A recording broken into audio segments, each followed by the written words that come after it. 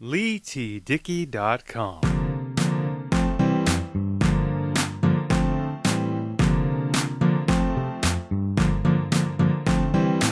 What's going on, everybody? Leigh Dickey here. Welcome to another episode of the Beats and Speaks podcast, a general interest, entertainment, everyday story, everyday life, everyday people, comedy, and entertainment show. Of course, as I said, I am your host, Leigh Dickey. This is the Beats and Speaks podcast. Before we get into the bulk of today's show and into this introduction and open, you can find the Beats and Speaks podcast on my official website, LeighTDickey.com, iTunes, Spotify, and wherever you get your podcasts. Like, comment, share, and subscribe, and leave us a review. I will feature it here on the podcast and on my official website. Now, today, something different on the Beats and Speaks podcast. I present to you a mini-series, the first in this Star Wars-centric mini-series here on the Beats and Speaks podcast. Now, my first guest in this mini-series is Josh Herring. He is a high school humanities teacher from North Carolina, and we delve into his fandom, where it started, and pretty much we go through the history of the franchise as much as we can in an effort to basically, I suppose, help me understand why this series is so popular. And I just want to have an appreciation of Star Wars, its fan base, the franchise, something I've never been able to basically do and or wrap my head around. Because I'm not a big fan of Star Wars, but I want to talk to people who are passionate about not only Star Wars, but anything. So if you'd like to be a guest on a future episode of the Beats and Speaks podcast, send me an email to LeighTDickey, that's LeighTDickey @gmail.com. Shoot me an email and we will set something up, set up a time to record so you can be a future guest here on an episode of the Beats and Speaks podcast. Again, new episodes of the Beats and Speaks podcast go live every single Friday at midnight Eastern Time on your preferred podcast platform, iTunes, Spotify, and my official website, LeighTDickey.com. You can also subscribe to us, and if you would, please do, on YouTube by searching for Leigh Dickey TV. Of course, all those links will be in the description, along with my social media links. Follow me on Twitter, Facebook, Instagram. Everything will be listed below. But without further ado, let's get into the first episode of this Star Wars miniseries featuring my first guest, Josh Herring, right now on the Beats and Speaks podcast. Hi, this is Josh Herring, and you're listening to Beats and Speaks podcast. Enjoy. First off, I want to thank you for coming on the show and taking the time to join me today. And for this, I guess you could say, like, Star Wars miniseries, I'm a guy that knows nothing about Star Wars. Well, I shouldn't say nothing, but like almost next to nothing. And I'm a novice. So I just wanted to talk to fans and see where their fandom started or where like they fell in love with Star Wars. So, Josh, why don't you tell my listeners, my audience, a little bit about you and where your fandom started? Sure. Well, as far as about me, I'm a high school humanities teacher. So particularly this year, I've got an 11th grade literature class. So thinking about stories and how stories are set up and what makes for good stories and bad stories, that's part of my job this year. So there's that side of it. I'm also a podcaster. I've got my show is called What's the Res? We do high school debate analysis. So if any listeners want to check that out, they can find us at what'stherez.com or on all the major platforms. But what I'm thinking about when I first became a fan of Star Wars, I hadn't thought about that until you said that, but I think it goes back to when I was about 3 years old. My parents would have an older lady in our church babysit me. Her name was Juliet Roque. Her husband's name was Dickey. So Juliet and Dickey Roque. And I'd be over at their house for 4 or 5 hours while my parents did some meeting or something. And they had an old VHS set. It wasn't that old then because this is the very early 90s, like 91, 92. and of the Star Wars movies. So that was just kind of like the regular thing. I'd go to their house, and you know how kids are when they find some story that they like, they're never satisfied, right? They just want to watch it again and again. You're So almost for me, it's almost obsessive, yeah. yeah, I just that's where it started. I probably watched those things, I don't know, a dozen times before I was 6 or 7. And so for me at least, Star Wars has kind of always been in the background. I think there's a lot better reasons than just, oh, I watched it when I was a kid to like Star Wars. But for me, that's that's probably where it started. Just watching it when I was very little, and really getting into the story, and even honestly being able to understand the story while not being very old. Like, well, okay, there was, for me, I know myself, like, I don't know whether it was the fact that, like, if you give me a Star Wars documentary on the behind the scenes stuff, I know I'll watch that. Oh, okay. Right? I like the making of. I'm very much the. I'm not like I've never really gotten immersed in the like the source material, because I think I heard I saw an interview or heard something where George Lucas sort of said, yeah, what if we put like an old type of Western film but set it in space? And I just kind of thought like where I just kind of thought like that'll never work, and here we are, what, 42 years later. Yeah, and it clearly, I saw a couple years back. Apparently, I don't remember the actor's name. I'm terrible with actors' names. I remember characters' names. But the guy who played Luke Skywalker, apparently Mark, he didn't Mark, actually get any cash for his role. He got a percentage. He got like 0.05%. So like 0.05% of the profits of the Star Wars franchise was his deal. And he's a gazillionaire because of that. It's crazy how successful these have been. shrewd investment. Yeah, Mark Hamill, I think, is who you're Thank you. thinking of. Yeah, that's yeah. I'm Now the source material ones, I think that's a really interesting part of this, and it too is, I think, part of why it's been so successful, because part of what George Lucas did was he keyed in on the work that a scholar did, kind of outlining this thing called the hero's journey, where this particular scholar kind of argued the hero's journey takes place in these 6 stages, and across kind of, and sort of, there's a survey of a ton of ancient Greek mythology and then expanded into Roman mythology and literature as well, and argued that, look, you can basically reduce this to a formula. So, and this is, and I think it's part of George Lucas's genius that he's like, oh, interesting, there's a formula. I can do a formula.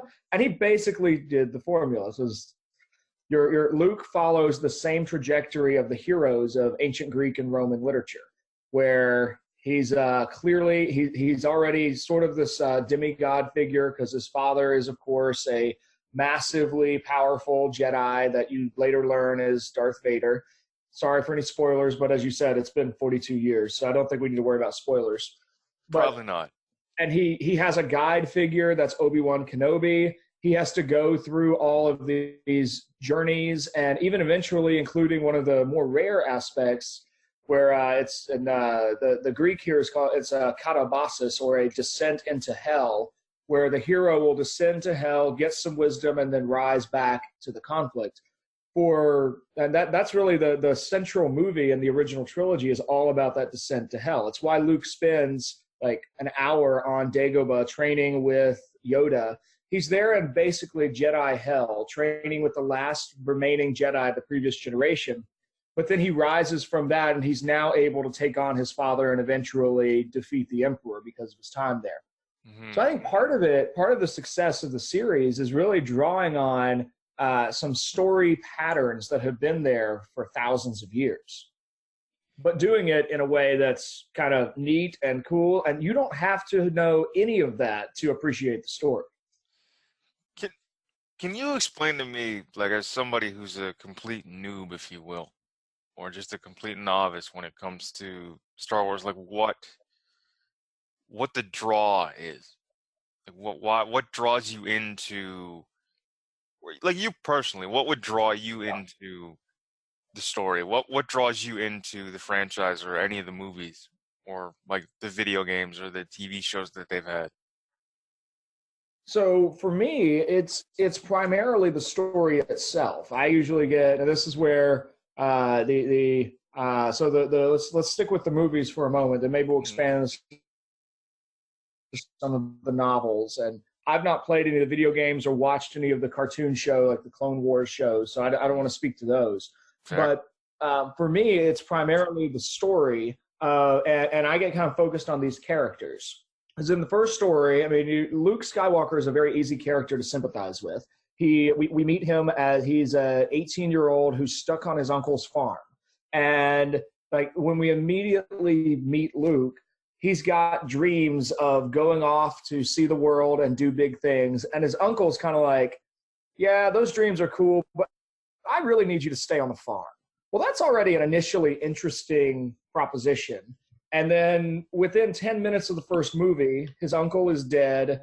Suddenly Luke is catapulted into galactic politics. And we learn about this ancient order of weird mystical knights called the Jedi, who have some undefined ability to move things with their mind. And they also get really cool glowing swords. So we've got an interesting character. We've got strong conflict because we, of course, quickly learned that of these Jedi Knights, there are good guys and there are bad guys. And the good guys were part of the Republic. Well, the Republic was overtaken by the Empire, which also has some nice Roman history tie-ins as well, because the Republic is good and the Empire is bad. No need to really press as to why one is good or one is bad, but the story just presents it that way.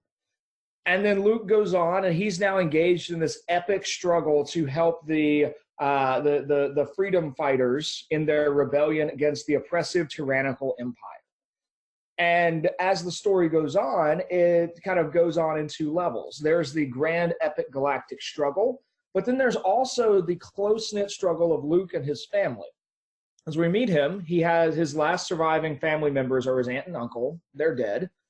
Well, by the end of the first or second movie, he learns he has a twin sister, Leia. And then he learns that his arch nemesis, Darth Vader, is actually his father. And then the story changes into an attempt to redeem the bad guy. Can we somehow find something in Darth Vader, this evil monster, to make into a good guy? Well, because we, the watchers or the viewers, we like Luke so much, we want his father to be redeemed. And by the very end, his father sort of apologizes and repents and then dies. Mm-hmm. And it's set up so, but in the middle of all of this, there's constant exchanges of action and fights, and both on a small level where you've got sword fights with glowing lightsabers, and you've got huge space battles with basically space planes. So I think there's a mixture of action, there's a mixture of character-driven drama, but there's also this kind of grand galactic struggle that now Luke is a part of. And by the end of each movie, the movies always end on kind of wrapping up some of the threads, and then but also leaving several out there for you to come back to the next movie. So they're well done in that sense. Does that sound like an interesting story or no?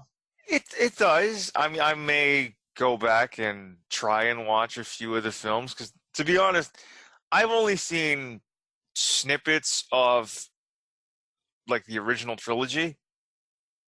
Because they're hardly ever run on TV, and I don't own any of the original trilogy on any sort of like home media, so like VHS beta tapes, Laserdisc, or DVD.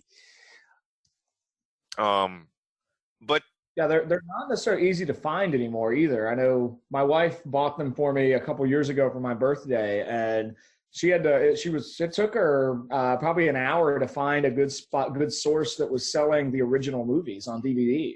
Oh, well, because I know for me, like I suppose the first film. Can I ask how old you are? I'm 30. Okay, yeah, you and I are the same age. So the first film that I remember coming out in our lifetimes was it The Phantom Menace? I think. Oh man, I think that would have been like 1999 or something. Okay. And I remember like it was one year for Christmas. where I think one of my relatives got me the Phantom Menace on VHS. I think I still have the tape. It's down in my basement somewhere, collecting dust, I regrettably say. But I looked at it, I opened it, tried to watch it. I think I made it like 20 minutes, and then I was like, I can't. Yeah, not every movie is rewatchable. I mean, there are plenty of movies that are just so cringy now that were big sellers when they first came out. Um, I think there's something about Star Wars that seems to well, and one other thing that I think probably drives its current appeal. Um, at least I know now my dad does not watch fantasy, science fiction.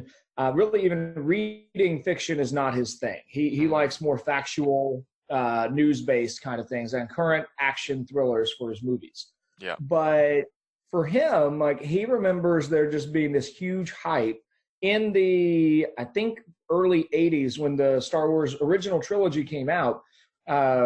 Those movies were it was just this cultural thing where everybody went and saw those movies, kind of like the Marvel Avengers movies are today for amongst like current high school.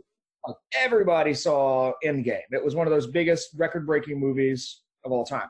Well, Star Wars was that, but when the new ones come out, I think they're capitalizing on a lot of parent nostalgia. Yeah. So I think for my dad, he didn't really have any interest in the movies themselves, but he would go see it just to see where this thing that was there when he was a teenager has gone to now.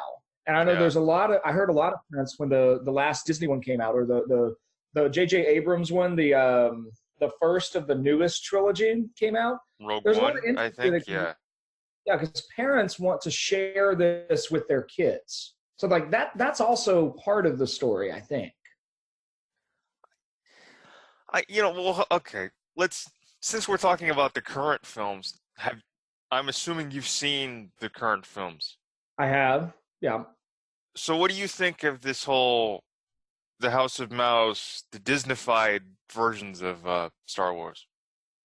Well, I think so far with and I'm blanking on the name of the first one of the new trilogy, but Rogue One, I think. Yes. Wait, was that the first one of the new one?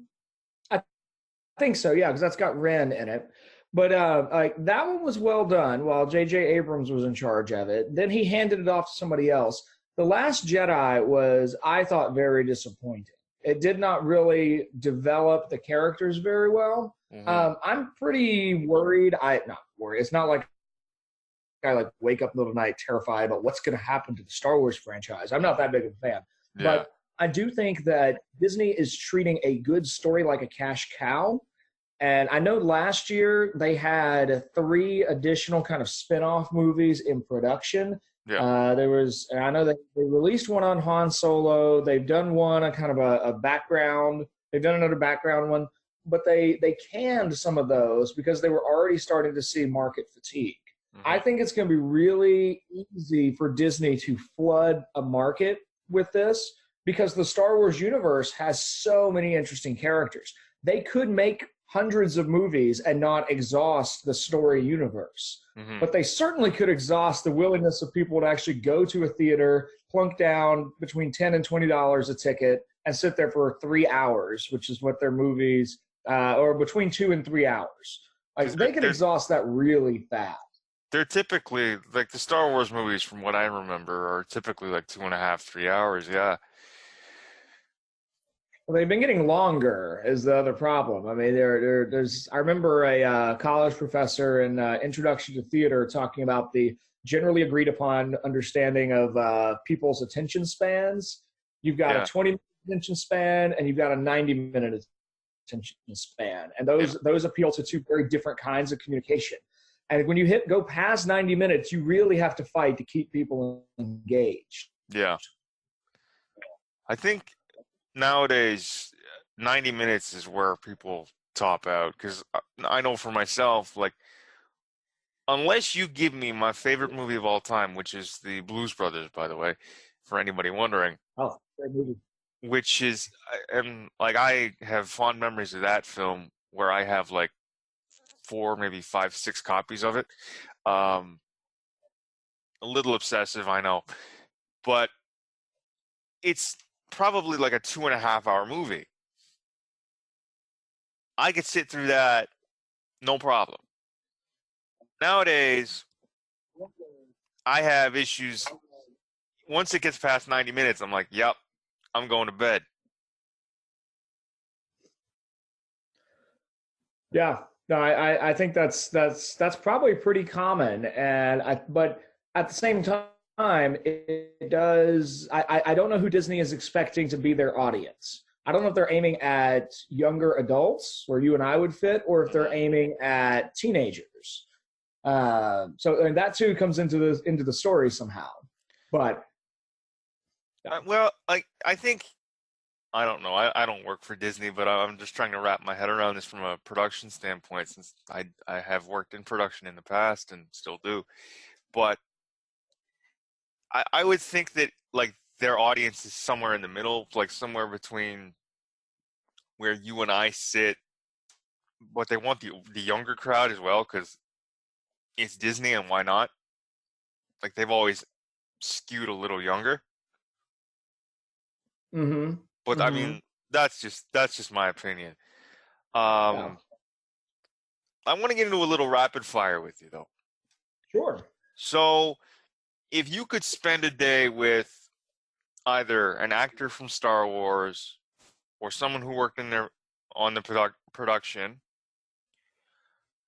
or even like a character from Star Wars, who would it be? Character-wise would probably be Han Solo. I think he's the most interesting guy. Working with the show, I would love to spend a day with J.J. Abrams and just talk to him about how to write stories and what he sees and how he tries to set up a good story. I think, yeah, that would be really interesting. I mean, even from my perspective, where like I'm not the biggest fan, but even to just sit in a room with somebody like a J.J. Abrams and soak in everything he says or everything he does, just to like be that fly on the wall, I'd be like, that's like me. That would be Christmas for me. He builds such complicated narratives. I mean, I know when I was a kid, one of our family TV shows was his show Alias that he did before he moved on to Lost. Yeah, and there's just such complex puzzles in there. I don't know. I still don't know how people. Like, do you start with the entire story mapped out in your head, or do you just kind of do a few pieces here and there and make it up as you go? I have no idea. Well, I mean, like I've never worked on big productions like, say, Alien. Like I've worked in television myself, but I think most of the stuff that I've worked on was like news programs and lifestyle stuff, like almost like talk shows. I mean, even to work on a show, say like an Alias or what have you. I would think from a creative standpoint, like I know certain producers and creators go, here's my end game, but let's work back. Like there's, you know, where your end is, but how do I get there? I think I don't know if that's how he goes about it, but that's from my perspective. That's how like some people I know go about. Like, I've already got the end, but how do I get to the end?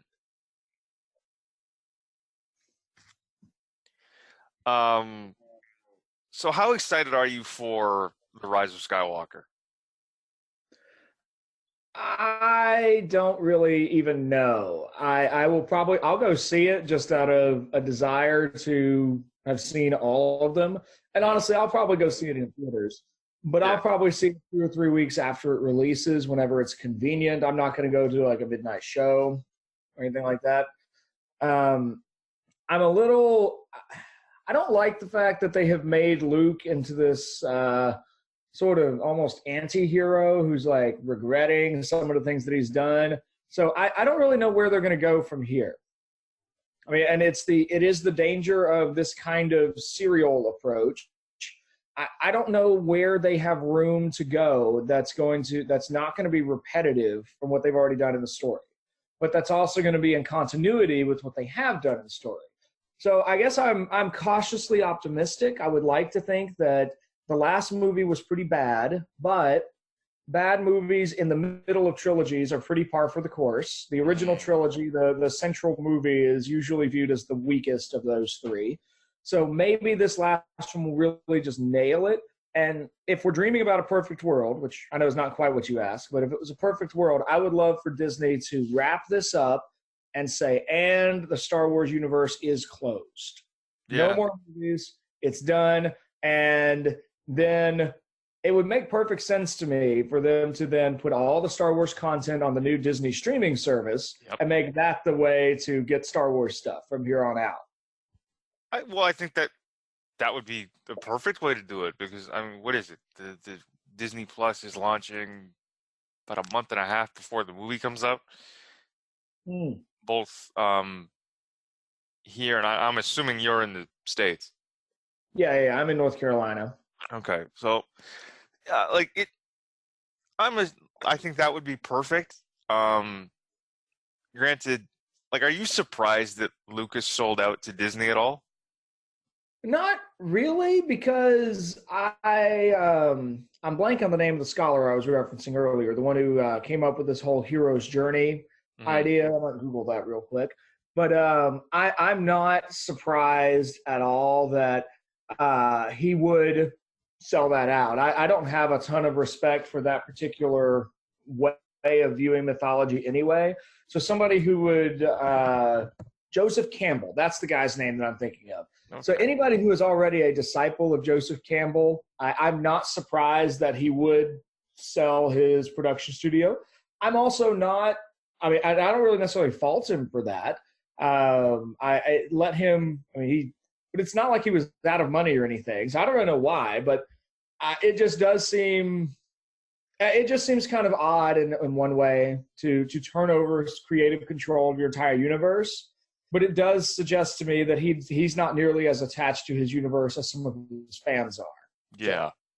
Well, I think I heard that, like, for the first film, when he pitched it, I think, to Fox, he cut his own director's fee down to, like, $150,000. But, like, this is the genius of a George Lucas. He's like, yeah, I'll cut my director's fee down, but I get to keep all the merchandising, right?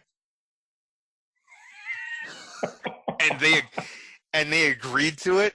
So, oh man, like, he's not hurting. No.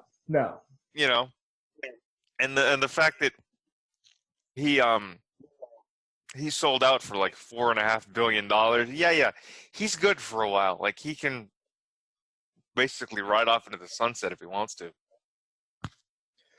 Yeah, which but I mean, the Star Wars universe itself is not. I mean, I like the stories. I don't necessarily consider any of them to be great films or truly excellent stories.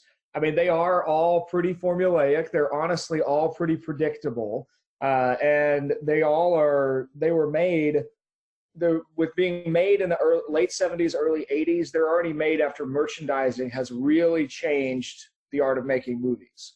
So the lightsabers, as cool as they are, they're so easy to then turn around and start marketing lightsabers to kids. And all of the weird, wacky creatures like Yoda or Jabba the Hutt or so on, they can all become plush toys. So part of how I would kind of evaluate that would really look at, I don't really know George Lucas's ultimate motivation. Was he trying to create a truly unique world and do it with the best caliber world building possible? I don't think so.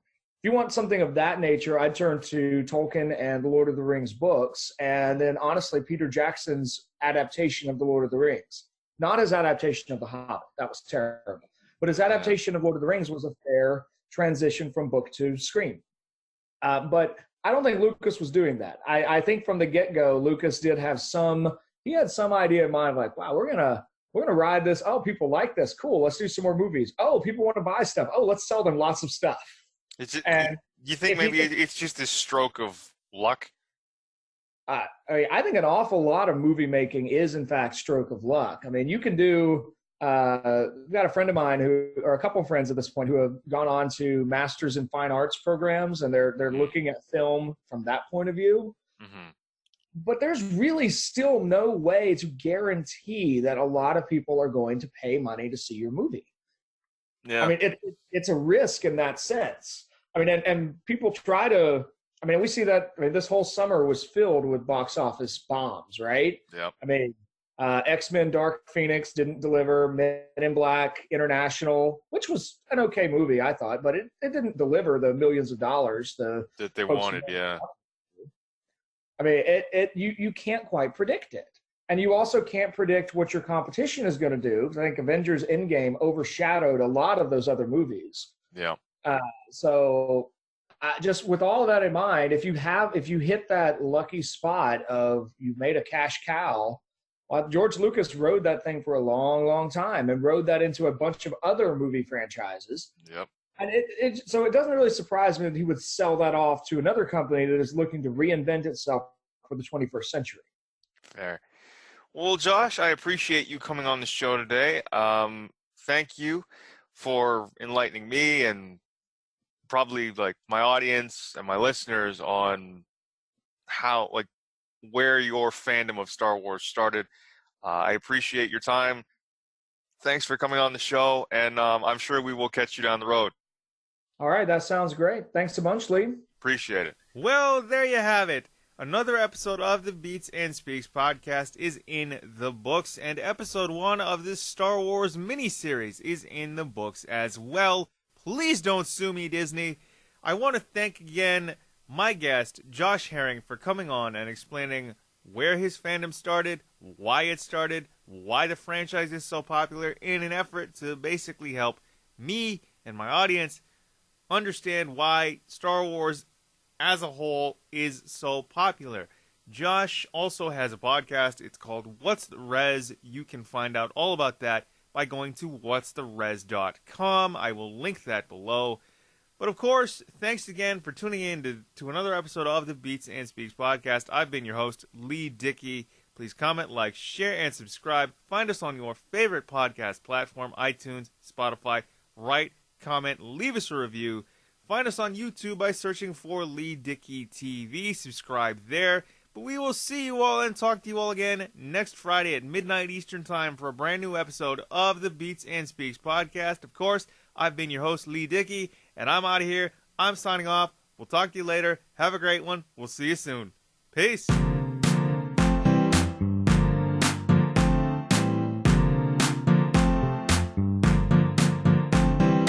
Leigh T. Dickey.